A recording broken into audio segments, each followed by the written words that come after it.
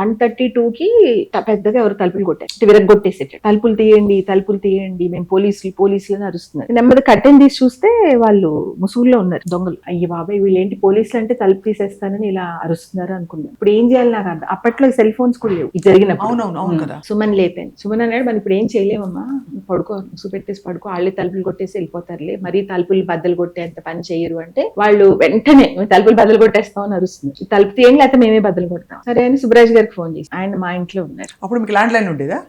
Land line phone చేస్తే ఆయన కూడా అర్థం కాలేదు. సరే ఎవరో ఒకరు తీసుకుని వస్తారులే అన్నారు. కానీ అది టైం పడుతుంది. ఇంకా నాకు భయం వేసేసి వెళ్ళి రాముని లేపేస్తే వచ్చి కూర్చున్నాడు. అచ్చ సినిమాలో డైరెక్షన్ షార్ట్ పెట్టే ముందు కూర్చున్నాడు అక్కడ హాల్లో.